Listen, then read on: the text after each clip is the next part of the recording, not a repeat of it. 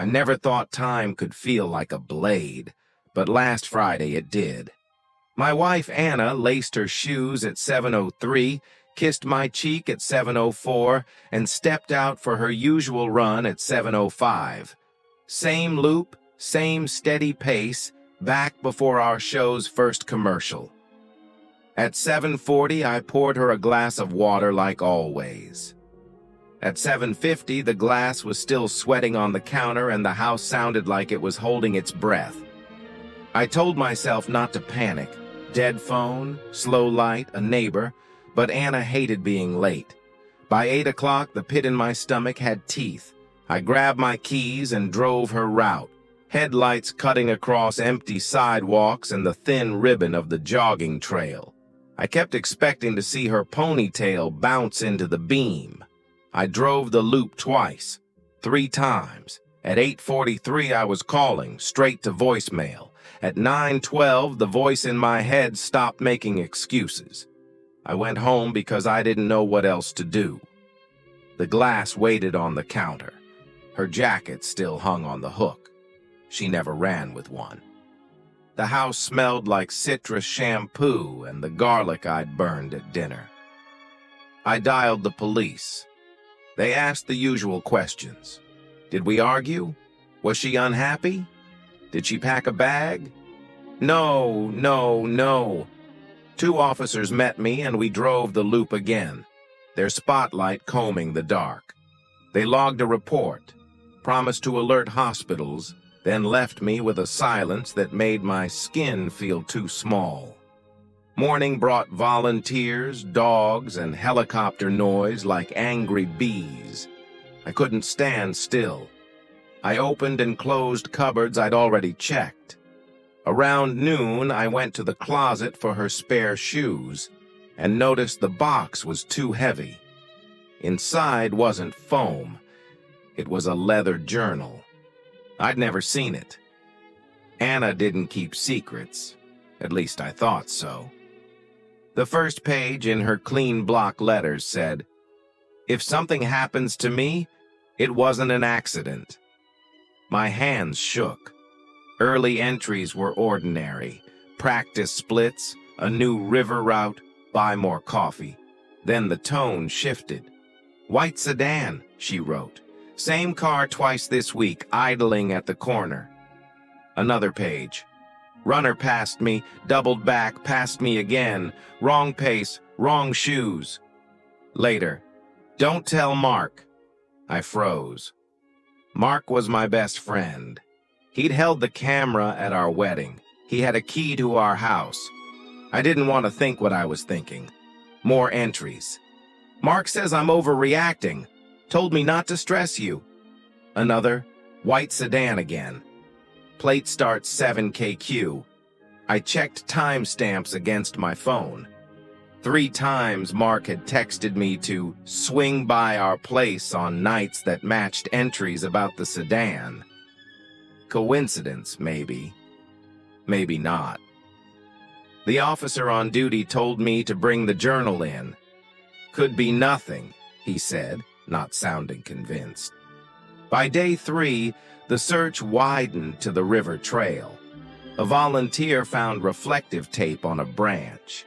Wrong brand. The journal sat on our counter like a witness. I drove to Mark's apartment. He opened the door in sweatpants, hugging me with perfect sympathy. "Any leads?" he asked. His place smelled like detergent and stale coffee. On the counter lay a notepad with the imprint of heavy writing. I tilted it toward the window, 7KQ. In the corner, a box from a running store. "New shoes?" I asked, casual as weather. He glanced too fast. "Gift. Wrong size."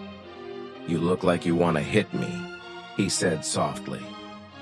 "Don't decide a story you can't undecide." He talked quickly about search grids and news vans. He never asked about the journal. That afternoon, the detective called.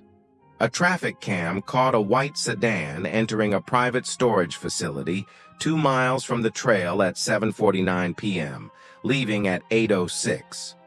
The plate started 7KQ. We met at the site. Rows of metal doors like numbered endings. Unit 23B rolled up smelling of rubber and cold dust. Inside, a treadmill, a folded tent, boxes labeled XMAS, and a neat stack of our old moving blankets. On top, Anna's phone, dead, face down. Security logs showed the unit rented 6 weeks earlier under a fake name with a burner card. The manager remembered a white guy in a cap. Average. On the way out, I saw a chalky smear half hidden by the door track. Not blood, sunscreen. Anna's brand leaves a film on everything. That night, I paced grooves into the floorboards. At 2 a.m., a text arrived from an unknown number. Stop digging. No punctuation. I brought the phone to the detective at dawn. We'll trace it, he said. Stay with family. I had no family nearby. I had Mark. By noon, he was on my porch with coffee and a bag of bagels he knew I wouldn't eat. You look wrecked, he said. When I mentioned the storage unit, his mouth thinned. He put a hand on my shoulder the way he always did, like he owned the right. For the first time, I wanted to remove it. After he left, I opened the journal again and noticed something I'd missed.